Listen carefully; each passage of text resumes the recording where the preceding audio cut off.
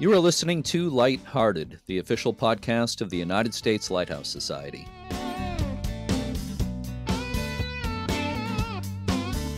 My name is Jeremy D'Entremont. Welcome.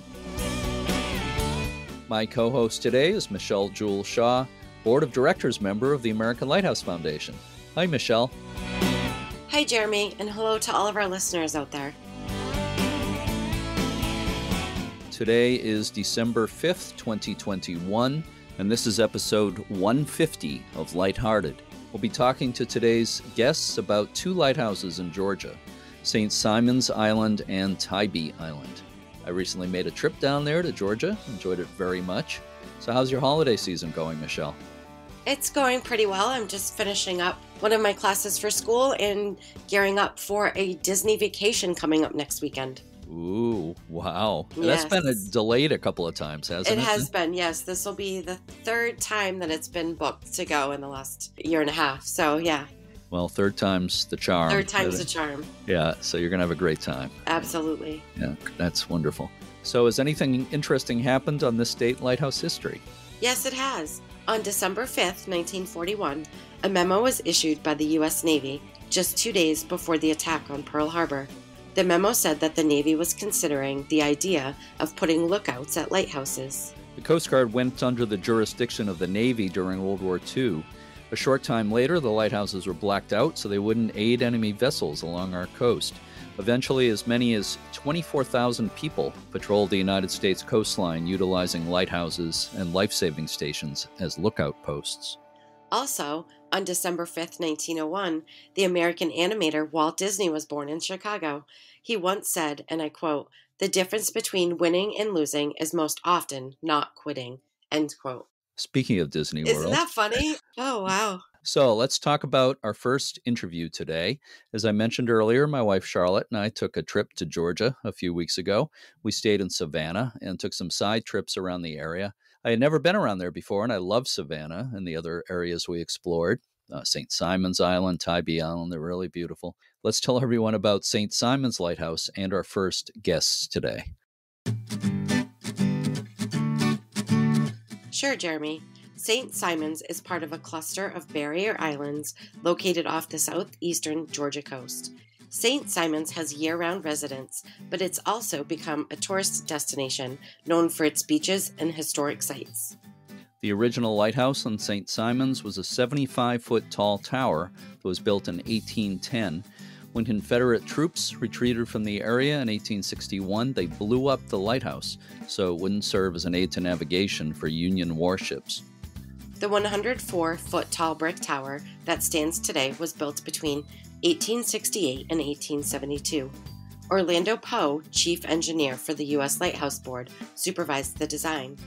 Charles Kleske, the architect of many outstanding buildings in Georgia, served as the contractor on the project until his death in 1871.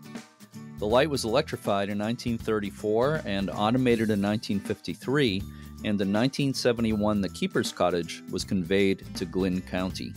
The Coastal Georgia Historical Society spent 3 years restoring the house and was turned into a museum. The light remains an active aid to navigation with a third-order Fresnel lens still in use. In 2004, ownership of the lighthouse was transferred to the Coastal Georgia Historical Society.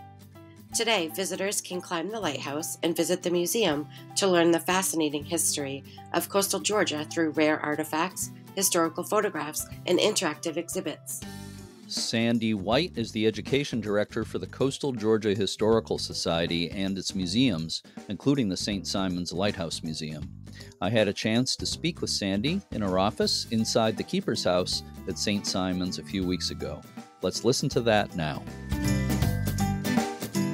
So I'm here at the St. Simon's Lighthouse in Georgia this morning, which is really exciting for me. It's just a beautiful, beautiful place. And in my second day ever in Georgia, I'm really enjoying it here. And I'm here with Sandy White, who's the education director for the Coastal Georgia Historical Society. And the lighthouse, the St. Simon's Lighthouse and Museum here is one of the properties managed by the Society. Thank you so much for hosting me here, Sandy. Thanks for being with me on the podcast. It's my pleasure. Happy to be here. If we could just start with a little bit about you. I'm interested in what brought you to your position with the Coastal Georgia Historical Society. And you told me earlier you're not a Georgia native originally, right? Yes, I'm not a native of Georgia. I'm a native of South Florida, so I grew up outside of Fort Lauderdale near the Hillsborough Inlet Lighthouse, so always been near a lighthouse for most of my life and all of my childhood. I went to Vanderbilt with a degree in history, and then I decided to go into museums. So I went to George Washington University in D.C., which is a great place to be a museum person. Got my master's in museum studies with a specialty in education, programming, and curatorial development. And here I am at the Lighthouse. This is actually my first full-time job with the Historical Society, so I'm the education director here.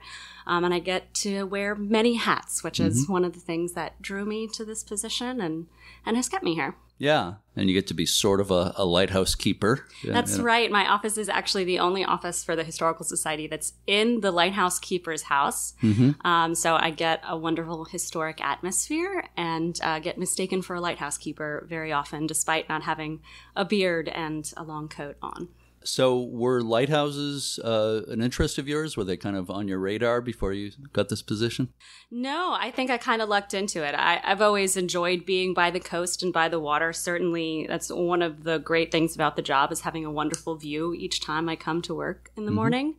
But lighthouses have definitely been growing on me as I've worked here. I'd not taken a trip to see a lighthouse in particular until I started working here, but since I've worked here, I've taken several vacations that center around, hey, there's a lighthouse there, let's go and see it, which sometimes annoys my husband, but sometimes makes it for an interesting trip. Yeah, I know what that could be like, but I went to Tybee Lighthouse yesterday and this today, and they're two world-class lighthouses. So beautiful. So what sort of things do you do in your role as education director? Everything that ties with education, adult and children alike. So I am the volunteer manager. I train, schedule, and recruit all of our volunteers here, the docents and the administrative volunteers. I also schedule school tours. So I lead school tours and help develop all of that. And then additionally, any programming, lectures, field trips, you name it, anything that we do here that has to do with the history of coastal Georgia in general. I have my hands in helping to plan our exhibits and our programs. So in addition to the Lighthouse and Museum, the Coastal Georgia Historical Society manages, I believe, a couple of other sites.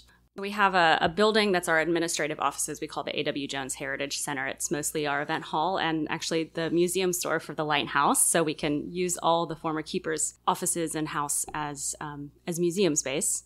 But our other property is the World War II Homefront Museum. It's located on East Beach on St. Simons in the historic Coast Guard Station. So the Coast Guard Station was active from 1936 to 1994. It's a Roosevelt-style station, so one of those classic WPA project stations built during Roosevelt's presidency. And it was just finished in 2018. We did a huge restoration and turned it into the World War II Homefront Museum, which tells the story of our county's job in World War II, which includes having two naval air stations. So we had a naval air station that hosted K-class airships, so blimps for the U.S. Navy. We're only one of 5 airship bases on the U.S. East Coast here in Glynn County, NAS Glencoe, it was called. On St. Simons, there was a naval air station with fighter pilot training at first, and then later on advanced radar training. And then we also had a Liberty shipyard. So we built 85 Liberty ships in less than 3 years over in Brunswick. The J.A. Jones shipyard was hugely important in helping create a supply line over to the battlefields in Europe. So lots of stuff happened in our little county. Yeah. We're incredibly proud of it and happy to tell the story there. I want to get to the lighthouse very soon, but if we could just talk a little bit about the general history of St. Simons. Obviously, Native Americans lived here, and I understand later the English, Spanish, and French all played a role. Can you fill in a bit some of the highlights of the early history of St. Simons? Absolutely. So St. Simons exists on what a lot of people call the debated land. So it's this border between English colonial America and then Spanish colonial Florida. But even before that, as you mentioned, Native Americans, this is also sort of a borderland for Native American groups. You have the Wale and the Mocama, which are closer towards the Timucuan Indians in Jacksonville area, Florida, and the Wale are more northerly Indians. So they're kind of coexisting here on St. Simon's. These Georgia islands, these barrier islands, are both sort of north and south. And so they're all kind of here at various points in time. And the Native Americans draw Spanish missionaries. Mm-hmm. So we have quite a few Spanish missions that existed on the island. Eventually, pirates came and decided that the Spanish didn't need to be there. And so the Spanish actually fled back to St. Augustine, taking some Native American groups with them. And that left the island deserted for the English. And so James Oglethorpe is the founder of the colony of Georgia. Mm-hmm. And so he lands at Savannah and he founds the city of Savannah. And then he comes down to St. Simon's and he founds what is called the town of Frederica. We refer to it today as Fort Frederica. So it's a fortified town, mm-hmm. And a garrison of English troops are there. And then some colonists are there as well. And that exists for quite a while. Today, it's a national monument to preserve the site of the original Fort Frederica, one of the original colonial settlements of the state of Georgia. On a history here. Thank you for summing that up in probably record time. But There's definitely a lot of history on the island. It's one of the great things about coming here is you've got a deep history in all sorts of areas. Yeah. Well, another part of the history is the Gullah history. Mm-hmm. Could you tell me a little bit about that? Sure. So here in Georgia, we would actually refer to us specifically as the Geechee. Mm-hmm. So it's Gullah Geechee is the term referred to generally as the African American peoples mm-hmm. Of the Low Country area. So South Carolina down into North Florida. And Georgians particularly refer to themselves as Geechee. So Gullah Geechee peoples are descendants of enslaved people that mm-hmm. lived here in the Low Country, particularly on the Sea Islands. So the Sea Islands, without causeways, without really easy access to water transportation even, became pretty isolated. And you have these African Americans that are living and working in large numbers, obviously, on plantations on the Sea Islands. They retain a lot of their African heritage, their cultural customs, the way that they speak, their religious traditions.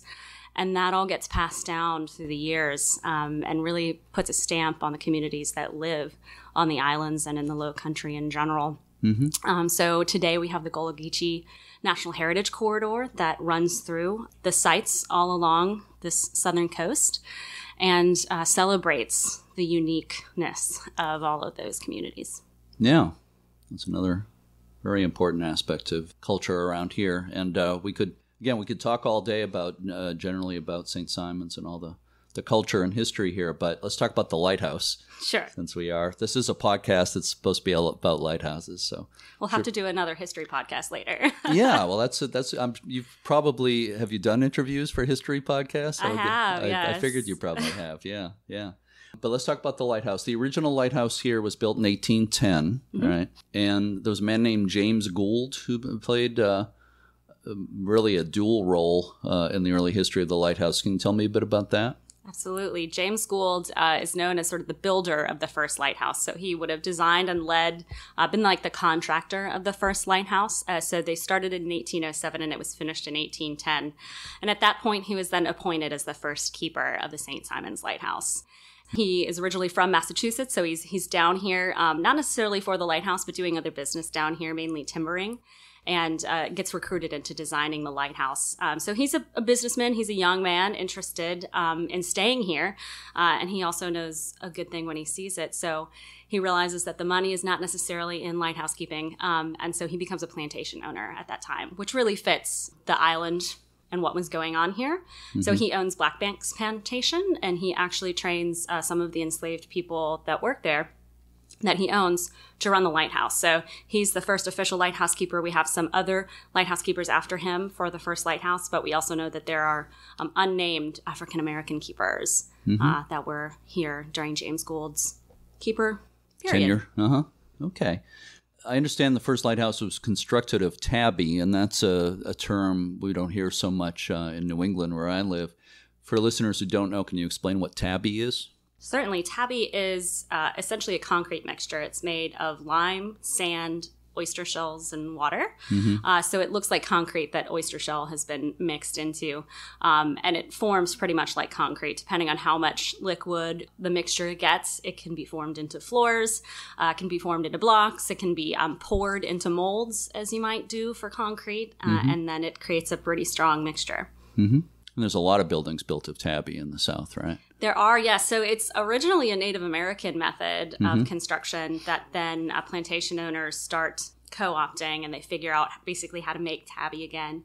And because there are so many oyster shells here and shells in general, you can make lime by burning oyster shells. So they burn oyster shells, not only from the oysters that they're eating, but all these Native American shell middens, which are trash piles essentially, have really old oyster shells that are just, according to people in the 1800s, just sitting around.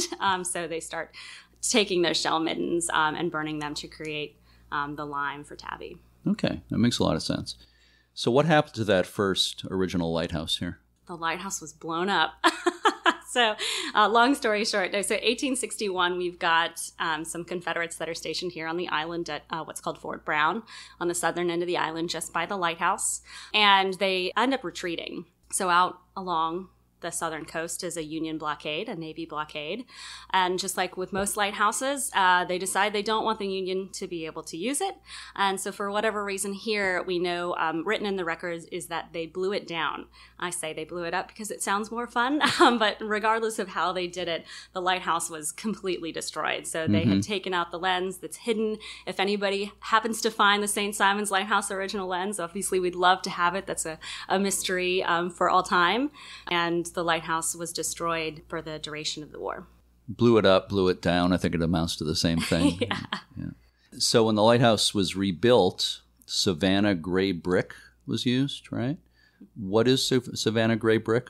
Savannah gray brick refers essentially to the color and the concentration of things in the brick. So it's the specific type of color that we have. Obviously, it comes from Savannah since it's called Savannah gray. We are not sure where our brick was made. It possibly could have been made in Savannah, but it's essentially almost an early kind of trademark, Savannah gray brick. So you might think of like Cherokee color brick or things like that. Savannah gray is one of the early brick colors. And was it largely made by enslaved people? Is that right? So for this lighthouse, it would have been made by probably formerly enslaved. So they had a couple of different crews. The lighthouse took between 1867 and 1872. Right, of course. Yeah, that makes sense. Yeah. The original lighthouse probably also would have had been contracted people, enslaved people from the plantations around the island.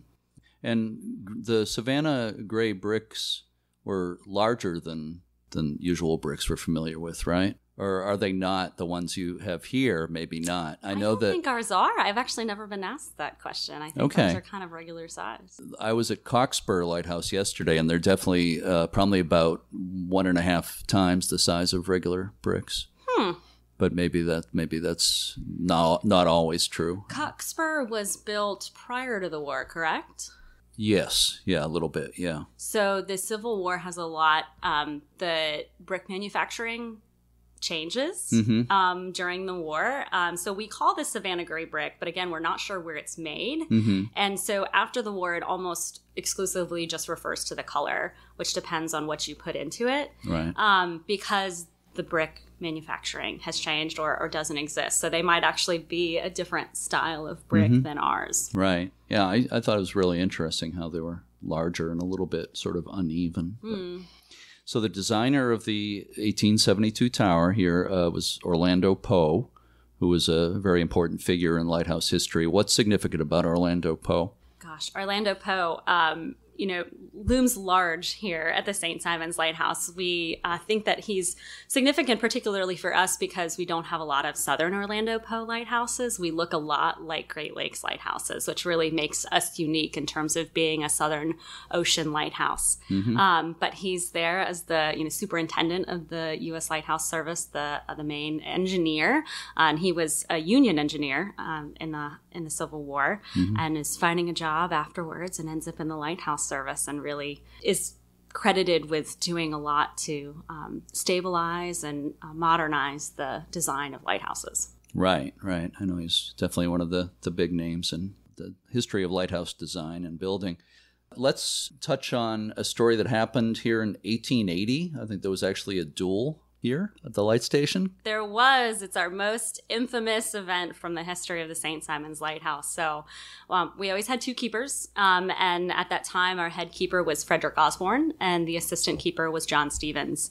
And Frederick Osborne had been here for several years. He had gone through a couple of assistants, had some, apprentices, and John Stevens happened to be a local, which we think figures into the story.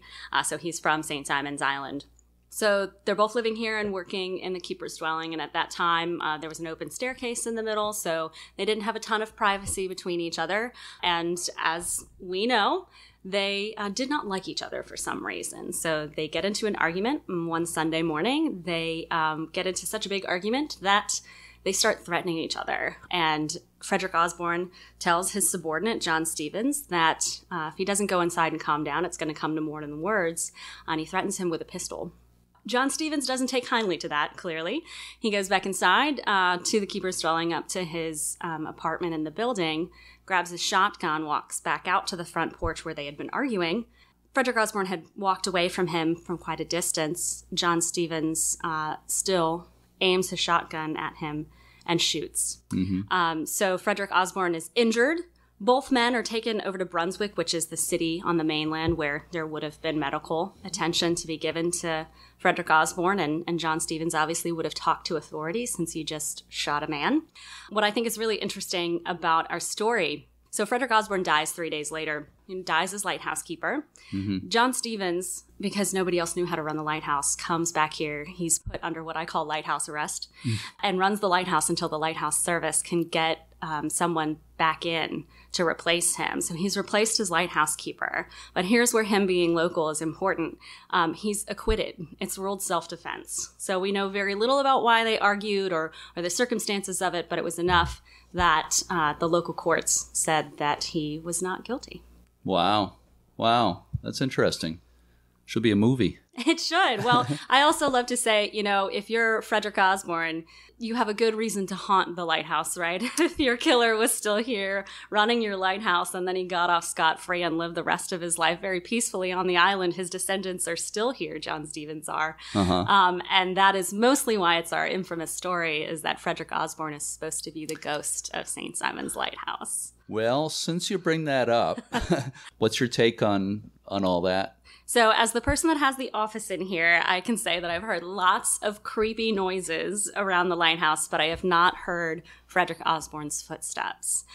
So that is really how you're supposed to experience Fred. Mm-hmm. The lighthouse keeper that the story originated with is a man named Carl Svensson, and him and his wife Annie lived here for 28 years. So they had a family here. The family grew up. They were here. If anybody would know about a ghost, I think that they would certainly know about a ghost. Mm-hmm. And so Annie Svensson claimed that she heard footsteps in the lighthouse. She thought her husband was coming downstairs to have dinner maybe, and he never showed up. And she maybe got a little annoyed, and Carl said, well, I was never coming downstairs. Wow. So Annie is the one that says that she constantly hears footsteps and nobody's supposed to be in the tower. Mm-hmm. So you're supposed to hear footsteps on a normal day, clearly when we've got lots of visitors, lots of footsteps already on the tower stairs. Kind of hard to differentiate. Hard to differentiate. You're not going to hear them. You probably don't spend too many nights here, I would imagine, though. That is true. I've been here after dark. The first time I had just started working here, the first time I thought I possibly heard Fred, I was about to set the alarms on the building, and it was almost 6 o'clock, so dark in the wintertime. Mm-hmm. And I heard this huge thunk in the tower. And I was like, oh no, Fred is coming for me. But it was the light system turning on, which I had never heard. So the light system engaged and the motor started turning, and that was that. So that was the first of many creepy noises that I thought I was about to attribute to the ghost and didn't. Yeah, but that one was easily explainable. Was that always the case when you've heard creepy noises? No, sometimes it's taken a couple weeks for me to figure it out. We had some flashing lights here that was unexplainable to me for a while, and then I realized somebody was using the dimmer incorrectly and not actually turning the light off, causing them to flash. Okay. So everything, like I said, everything's been explained. I've told I'm not receptive, so Fred hasn't come and talked to me, but I also like to think that as a lighthouse keeper, he thinks I'm doing a pretty good job, so he doesn't have to keep me in line. That could be. Well, I always call myself an open-minded skeptic. But I do think that there's usually other explanations for it, but I'm also open-minded, put it that way. Sure. Well, I like to tell people, since he did die as lighthouse keeper, he's probably just here making sure everything's still shipshape. Right. He was supposed to be very meticulous and a hard boss to work under. So I think that maybe crept over into his afterlife, as we like to think of it that way. Yeah. Well, another thing I always say about stories like this is that whether you believe or not in paranormal or whatever you want to call it, the spirits of the keepers of the past are with us, literally or figuratively. They're very much with us, so no matter how you look at it. So are there any other stories about life here for the keepers and families that kind of stand out for you? So back to the Svensons, who were here for 28 years, they certainly have lots of stories that we could tell about them. One of my favorite is just really illustrative of life here at a lighthouse, or life in general at a lighthouse. So we get lots of coastal storms here. We don't get a lot of shipwrecks, so that is something we're certainly not at the graveyard at the Atlantic like the Outer Banks is. But the Svensons were here with an assistant who I think has possibly one of the best assistant names. His name was Franto Malicek. Wow. And so they were working here during a tropical storm, and one of the storm panes up in the lighthouse broke out, and they had to take a piece of plywood up and hold it there the entire night up against a tropical storm to make sure that the light didn't obviously blow out and that the lens wasn't damaged. So we're very lucky to have our original lens, and it's due to the hard work of lighthouse keepers and assistants that make sure that it endures through the years. And what exactly is the lens that's still in operation here today? We have a third order fixed and flashing lens. So we've got the solid white and then 4 beams of light once every 60 seconds. So really slow, sedate lighthouse. Yeah, kind of a complicated characteristic and yeah, sort of old-fashioned in a way, because now the flashing lights tend to be a lot faster than that. Yes. I was reading that the lighthouse now works in combination with a pair of range towers for local navigation. Yes. So we have 2 range towers in back behind the lighthouse, so to speak, out in the river surrounding St. Simon's on the interior, what would be the intercoastal waterway. And they call it a shotgun approach. So if you put the lighthouse in the middle of the 2 range towers, it's going to take you in the channel into St. Simon's Sound and to the Port of Brunswick. So we are the harbor lighthouse for the Port of Brunswick. Mm-hmm. All right. Thank you for clarifying that. So I believe the last major renovation of the lighthouse was in 2010. Yeah, so 2008 to 2010, the tower itself was repainted fully inside and out. We did a big turn off and then turn on of the light system to keep the light system safe during that period of time. We had a beacon on the observation deck to replace the historic beacon, but now we're back in shape and have been, and just been able to spot paint and clean every other year. Mm-hmm. Any major preservation type projects in the pipeline at this point? Nothing major for the lighthouse. We did quite a bit of work on the vent system up in the top. So we had some intrusion from birds making nests and things like that. So over the past couple of years, we've redone the vent ball. And so actually this past winter, when we have our slow season, we took the vent ball off and replaced some of the mesh up there and did all that. And recently we replaced all the mesh in the venting system at the bottom of the lens room, just again to prevent that water intrusion and animal intrusion up there. Water and things away from the historic lens. Speaking of birds and animals, one of the things St. Simon's and the islands around here in general are known for is wildlife. What are some of the birds and other wildlife that are typically seen around here? And that's probably a long list. Yeah, so we are very lucky. Georgia's barrier islands are relatively undeveloped, so we've got a lot of nature sanctuaries, and many of the islands you can't get to. They're either federal or state wildlife preserves. So you've got all sorts of herons, sandpipers, plovers, things like that, any sort of beach bird that you might imagine, in addition to all the marsh animals. We were one of the states, luckily enough, to have a Marshland Protection Act very, very early on. So our marshes really are a great source of a nursery for baby animals, sharks, dolphins, shrimp.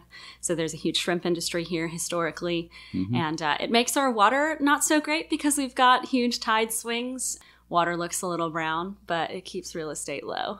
So we're excited to have our beach and the wonderful natural resources here. So what do you think is the significance of this lighthouse, this light station, to St. Simons Island and the region? I think we're the most iconic building in our county. We're certainly one of the oldest, which matters to people. We really represent the coastal region. You know, lighthouse says coast, lighthouse says home. And I think that's really reflected in how often people use us in logos and iconography, you know, whether it's for a business or whether it's for the county. So our county government uses the lighthouse in part of its logo. So it's important to us to keep it up because it is such an iconic structure and has been here for almost 150 years. So actually next year is our 150th anniversary. Wow, that's exciting. Very exciting. Any plans yet for that? We have lots of plans, lots of things in the works. Definitely cake is going to be included in this celebration. We usually around that time of year. So the particular elimination date is September 1st. So we normally have summer concert series. So we're probably going to do some sort of party in connection with that. And then certainly some stuff to honor our keepers and the history of the lighthouse. Cake, I'll have to put that on my calendar. Sounds good. I have one final question for you, and this one's for bonus points.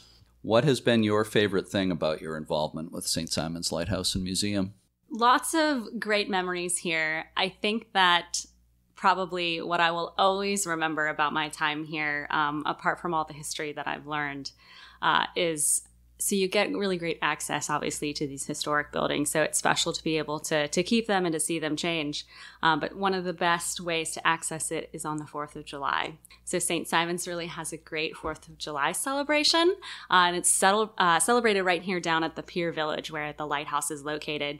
And when you're at the top of the lighthouse, you get a great view of the fireworks, not only from St. Simons, but from our neighboring Jekyll Island, Sea Island, and even Brunswick. So I see 6 lighthouse shows from the top of the lighthouse. It's a pretty special memory. Not very many people are able to do that. You have to work here in order to be at the top of the lighthouse. So that's a really small crowd. So I think, you know, enduringly, lots of great memories and people that I've met and things that I've been able to do. But that's certainly a once in a lifetime thing to be able to work at a lighthouse and see 4th of July.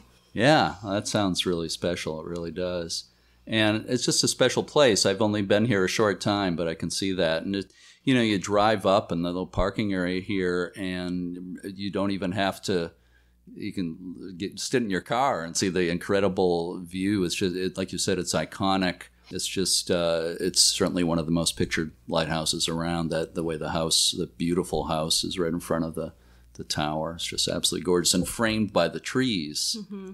So I'm sure I'm not the only person who's taken a lot of pictures or is kind of using the trees as a frame for the lighthouse. Definitely. We are very lucky to have oaks around here, and in particular live oaks, and the curvy branches of the live oaks are part of St. Simons history and definitely work for some very scenic photos. Absolutely, yeah. I'm looking forward to getting home and going through my photos. Not that I want to leave here either, but it's just great being here. You're always welcome to come back. Oh, thank you. I really hope I can. And Sandy White, I want to thank you so much for hosting me here today and for taking this time with me. And you got a very, very special place to work here. So thank you so much, Sandy. You're very welcome.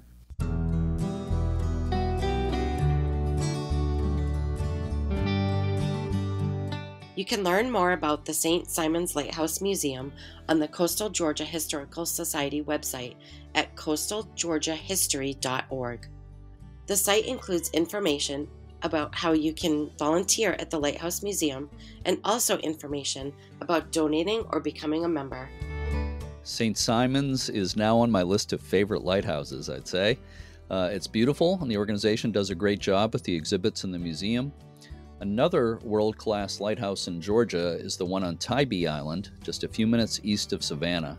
Last March, in episode 108 of this podcast, I interviewed Sarah Jones, the executive director of the Tybee Island Historical Society. Also, in episode 121, I interviewed the author William Rawlings, who wrote an excellent book called Lighthouses of the Georgia Coast.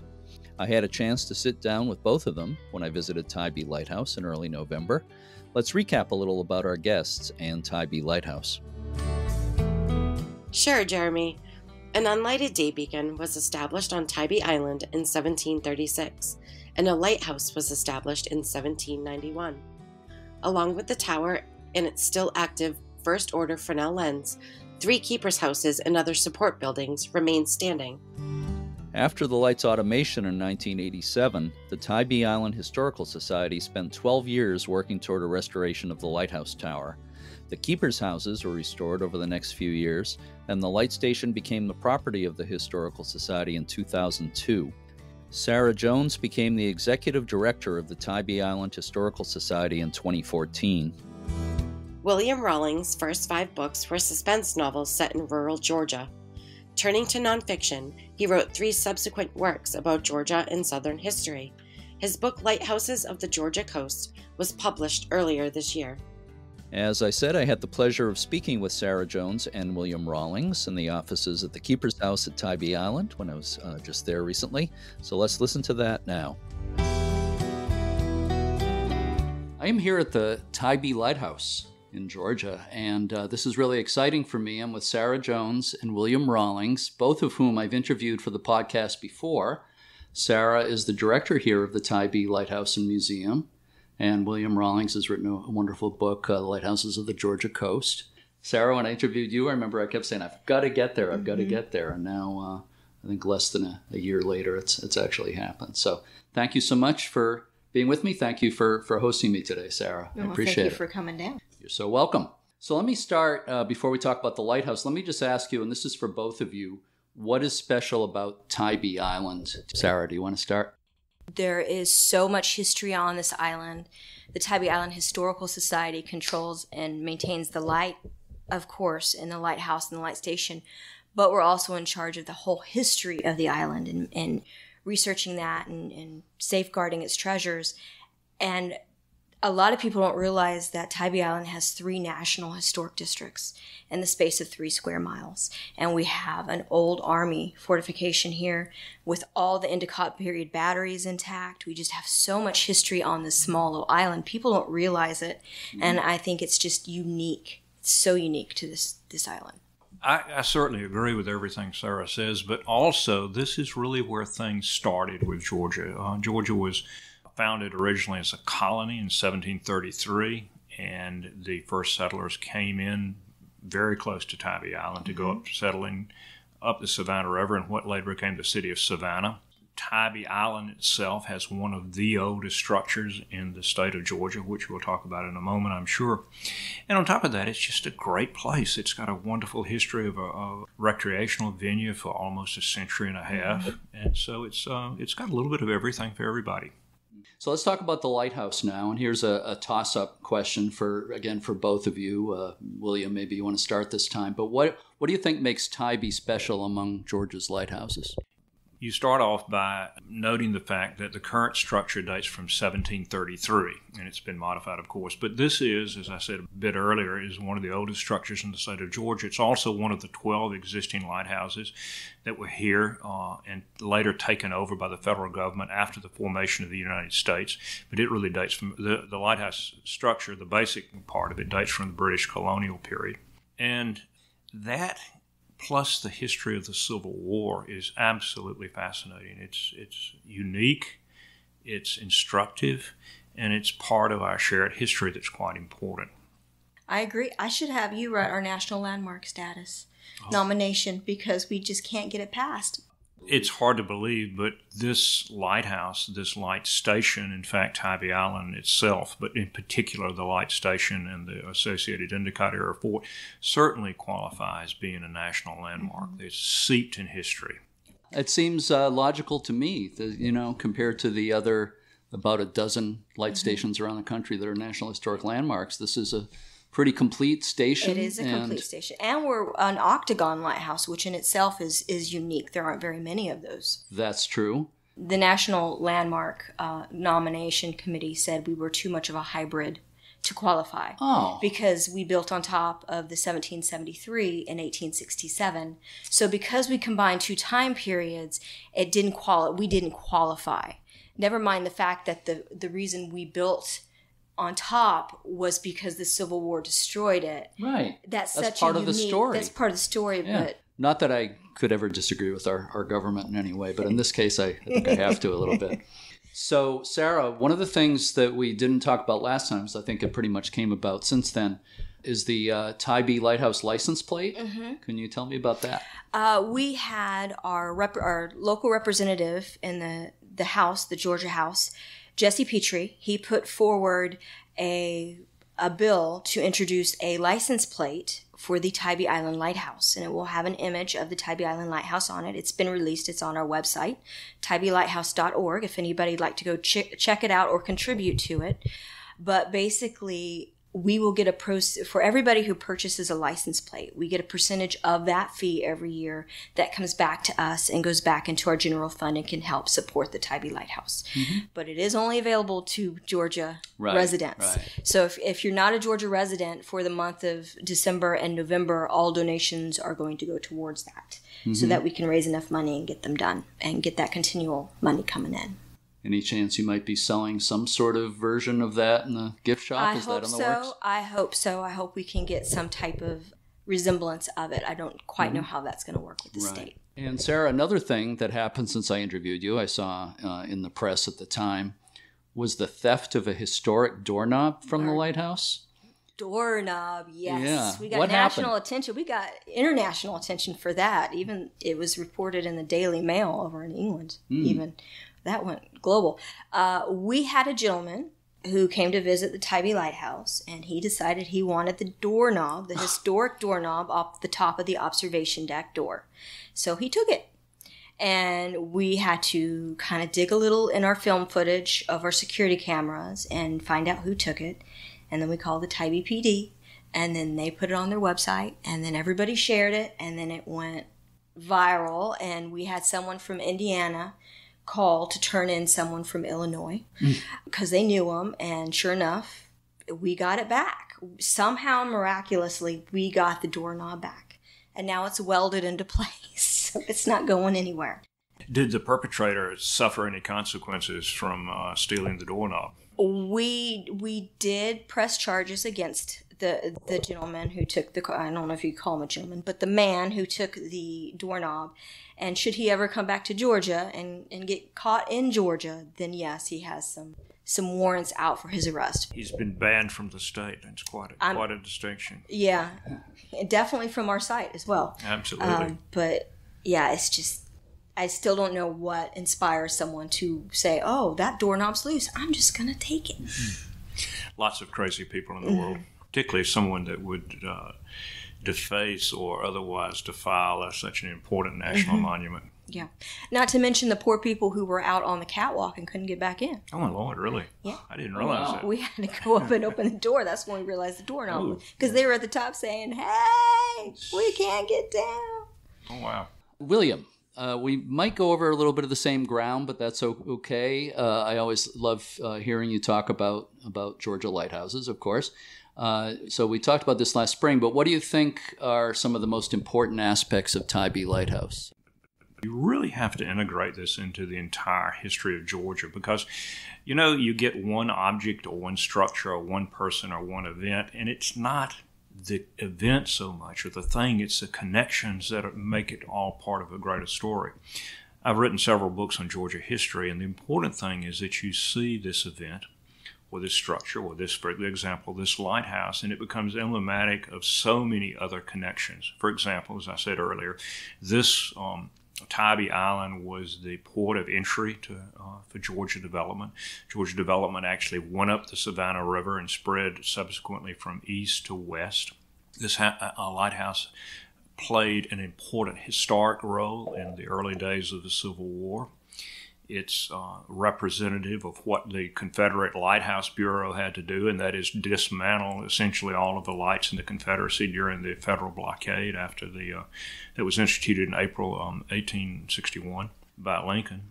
And there's simply so many connections. You could take each one and write a long story about it. You could take each one and almost write a book about it. And that connection and the fact that it exists here, and as I said earlier, is one of the oldest existing structures in the state of Georgia, is what I think is so important about it.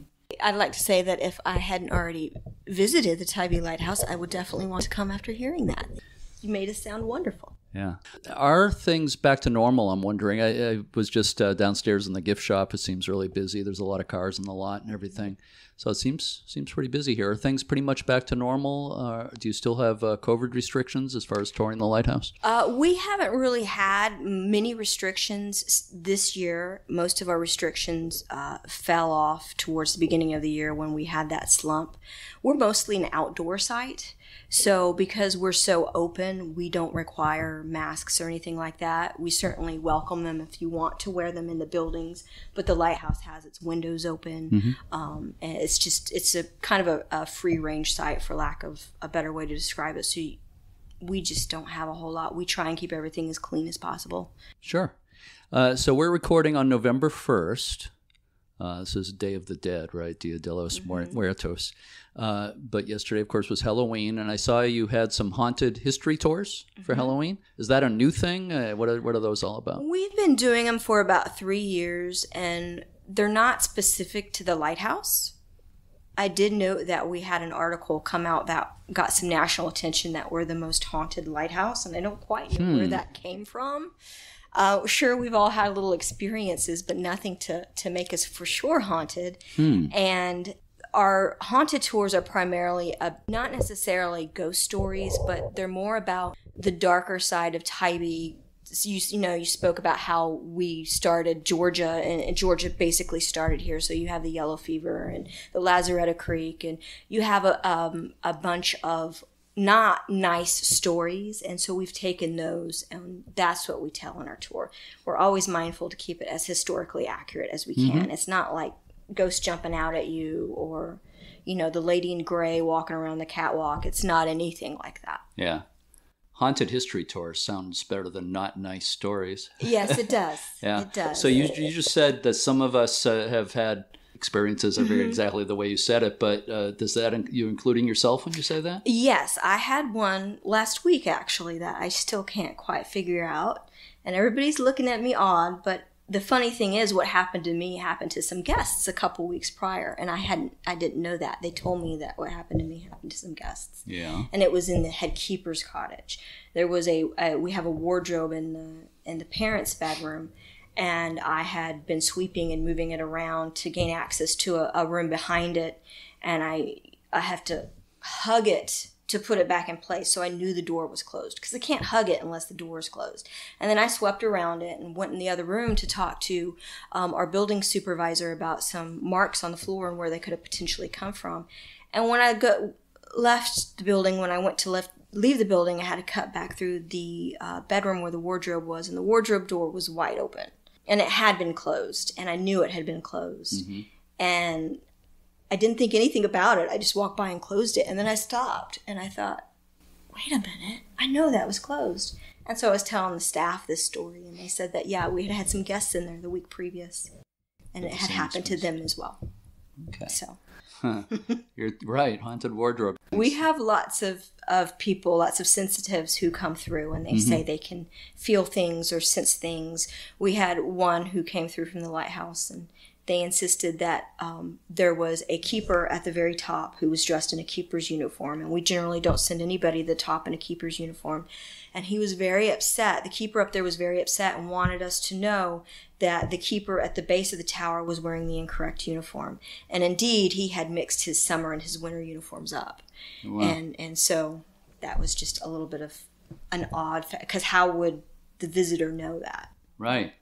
I have one more question for both of you. If someone is visiting Tybee Lighthouse for the first time, as I am right now, what are some of the most important things they should think about or things they should look at while they're walking around the place? For visitors, particularly people that are not familiar with lighthouses in general, we tend to focus on the fact that there's a lighthouse, yes. But a lighthouse was part of a system that involved other things, for example, range lights and buoys and sometimes ships at sea with lights. There were keepers, lighthouse keepers. There were support facilities. And the wonderful thing about Tybee Lighthouse is that it is a very complete light station. You can refer to the lighthouse, but what you're talking about is part of a much more complicated system. And this is probably one of the very best places, I believe, in the United States to see a complete light station with structures that date back to the 1860s from the old Confederate barracks, and of course the lighthouse itself, which dates back to the 18th century. That's really the most important thing to me. I would say while you're touring the site to keep in mind that it's an activated navigation and that the ships are still using it and that it's still a beacon for not only Tybee but for all those ships who are coming into the Savannah River. And it's amazing to be able to be around. So many lighthouses nowadays don't have their original lenses, much less are still operable, and they're getting fewer and fewer. And I think the fact that we still have that is an amazing thing. Yeah. Can you say a little bit more about your lens specifically? Oh, we have a first order Fresnel lens, Yeah. and it dates back to the 1867 rebuild, and it's still an active aid. It reflects the light 18 miles out into the ocean, and the Coast Guard comes down quarterly, and they maintain it, and they clean it, and they record any cracks that may have happened, and they change out the bulb. Our bulbs went from very large to just a couple of inches tall now, and 1,000 watts, and yeah, it's genuinely a partnership between the Historical Society and the U.S. Coast Guard. It's exciting to me just to drive into the parking lot and see that beautiful big lens up there. There's only a handful of lighthouses on the East Coast that still have first order. And I've been here for 15 years, and I'm not out here every night, but when I am out here at night and I look up and I see that light, it makes you feel good that I'm a part of that and that we're a part of keeping that light going. I think that's a good place to end things for now. And I need to tour the whole place. I just got here a little while ago. So Sarah Jones and William Rawlings, thank you so much for spending time with me. It's really special getting a chance to sit down with you. Thank you so much. Thank you.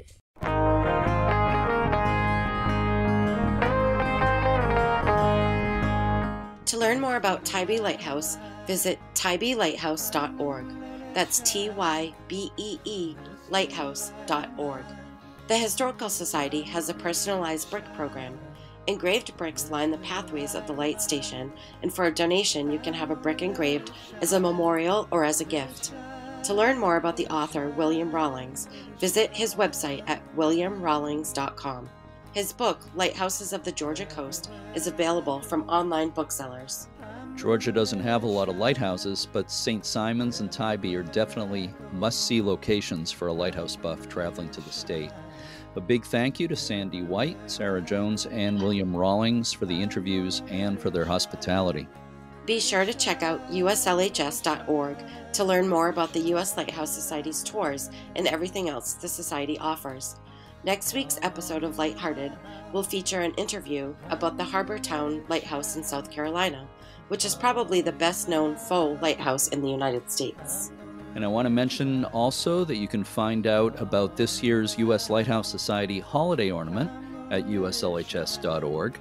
The ornament, as you know, Michelle, this year is Portsmouth Harbor Lighthouse in New Hampshire. Yes, which is very near and dear to the both of us. It sure is, yeah. Celebrating its 250th birthday this year, and they did a beautiful job with the ornament.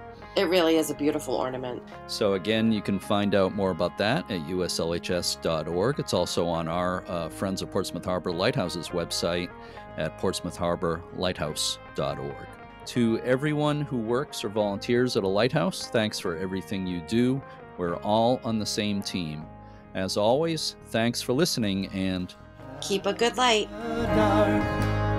I'm gonna let it shine out in the dark.